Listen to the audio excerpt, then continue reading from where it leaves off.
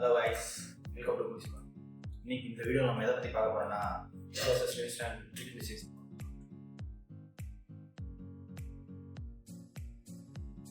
அதுக்கு முன்னாடி நம்ம சண்டே நடந்த லாஸ்ட் ஓடியை பற்றி பேசுவோம்.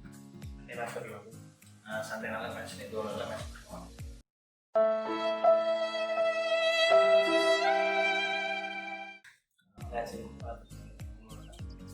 நல்ல மேட்ச் தான். என்ன சொல்கிற, இதை தோத்துட்டாங்க, சீரீஸ் தோத்துட்டோம். ஒரு கோர்ஸை கழிச்சு நம்ம இந்த சீரீஸ் தோத்துட்டோம். அது டிசப்பாயிண்டடாக இருக்குது.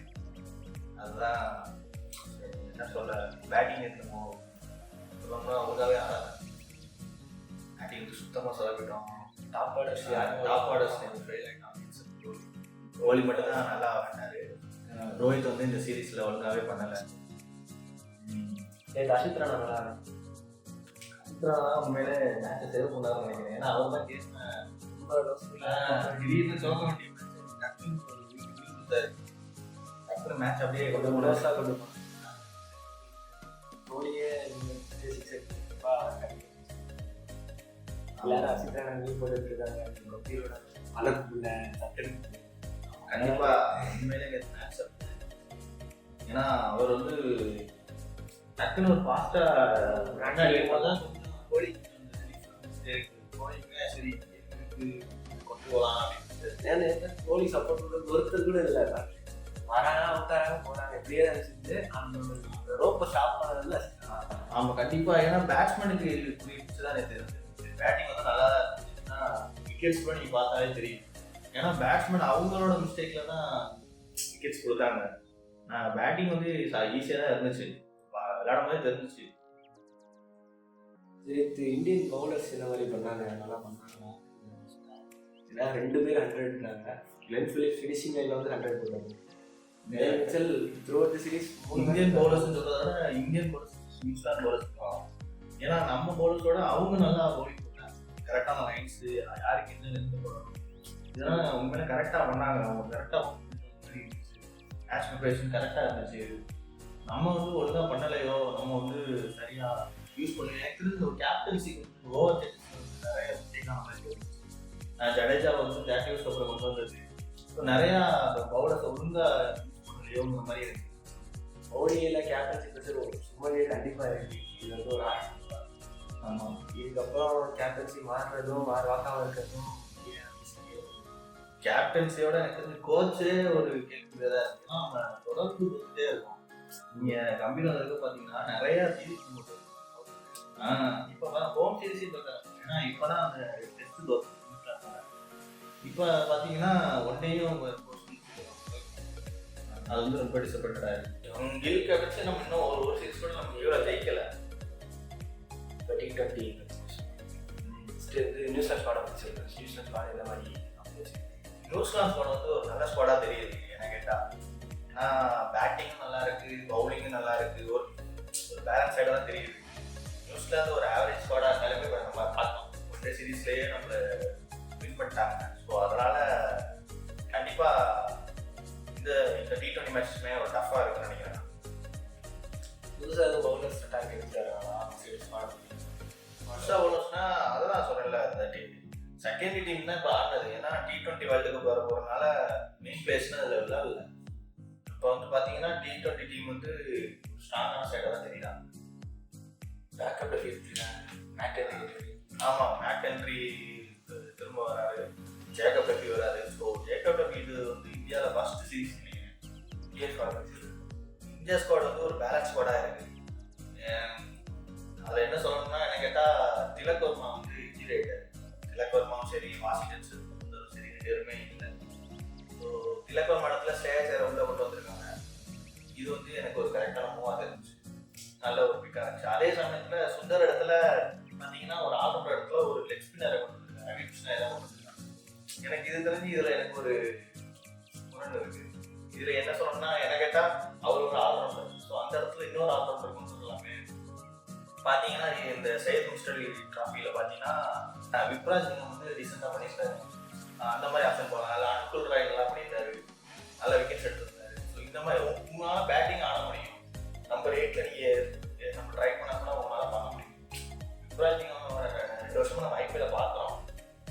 டீசெண்டாக தான் பண்ணியிருக்காரு அவர். ஸோ அவரையுமே நம்ம ட்ரை பண்ணி பார்க்கலாமே. ஏன்னா நம்ம வீட்டில் நம்மளுக்கு பவுலர் கேன் பேட்டுங்கிற மாதிரி தான் நம்ம ரிப்ளேஸ் செய்ய முடியும். ஒரு பியூர் பவுலர். ஏன்னா ரவி கிருஷ்ணா எப்படி ஆடுவான்னு தெரியல. ஏன்னா வருண் இருக்காரு, குல்தீப் இருக்காரு, 2 பியூர் ஸ்பின்னர் இருக்கும்போது நம்ம 3வது இருக்கு, ஒரு ஆல்ரவுண்டர் போகலாமேங்கிறது. மற்றபடி பார்த்தீங்கன்னா டீம் ரொம்ப ஸ்ட்ராங்காக இருக்குது. பவுலிங்லேயும் சரி, பேட்டிங். பேசர்ஸ் யார் இருக்காங்க? பேசர்ஸ் தான் ஹர்ஷித் ராணா இருக்காரு, ஹர்ஷ்தீப் சிங் இருக்காரு, பும்ரா திரும்ப வராரு. இது போக ஹர்திக் பாண்டியா இருக்காரு, சிவம் துபே இருக்காரு.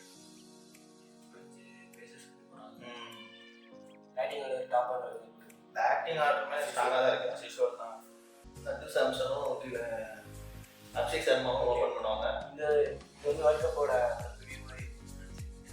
கிடையாது, அது போல தான் சஞ்சு ஆடுறாங்க. சஞ்சு வந்தது ஒரு நல்ல ஒரு ப்ளஸ் தான். ஏன்னா லாஸ்ட் சீரீஸ் நம்ம சவுத் ஆஃப்ரிக்கா சீரீஸில் நம்ம பார்த்துருக்கோம். ஏன்னா அவர் அந்த ஓப்பனிங் இம்பேக்ட் இருக்கும்போது இல்லாத மாதிரி இருந்துச்சு. ஏன்னா அந்த ஒரு ஃபியர்லெஸ் பேட்டிங், அந்த அதிக ரன் ஸ்கோர் பண்ணுறது. கில்லு அவரோட கேம் அதுதான். இந்த கேம் அவரால் எடுத்துகிட்டு போக முடியும். அந்த மாதிரி பிளேயர் தான் கில்லு.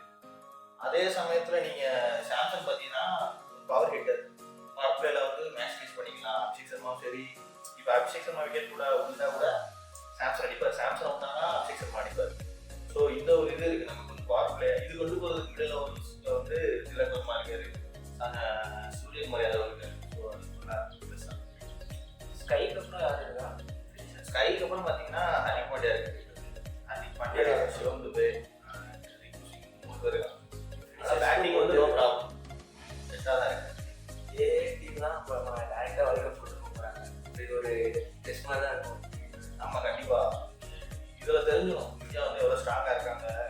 என்ன கேட்டால் ஸ்ட்ராங்காக தான் இருக்காங்க. பட் நியூசிலாந்தை நம்ம எப்பவுமே அண்டர்ஸ்டிமேட் பண்ணவே முடியும் இந்த கேம்.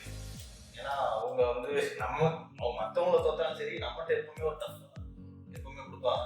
அதனால அவங்க ஈஸியாக சொல்ல முடியும். வேர்ல்ட் கப் இருந்து கண்டிப்பாக இதே மாதிரி வேர்ல்ட் கப் ஸ்குவாடுக்கு நியூசிலாண்டும் ரிவ்யூ தான் பண்ணுறாங்க. அதே இல்லை அதில் ஒரு சில சேஞ்சஸ் இருக்கு.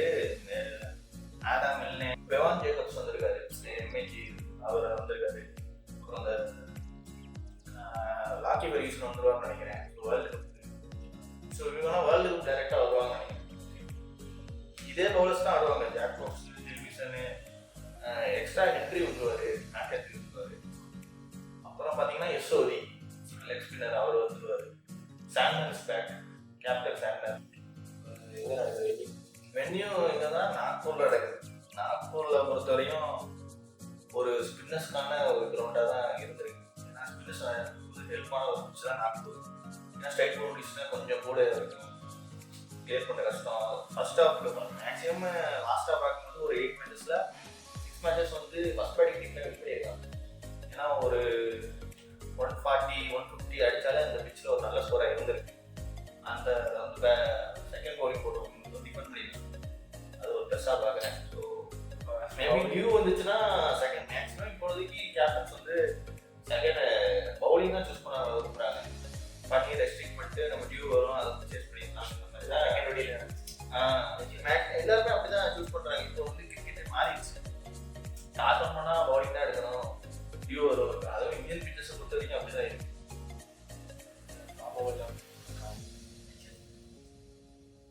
ராகுல் லெவனில் அபிஷேக் சர்மா, சாம்சங் ஓப்பனிங் வருவார்.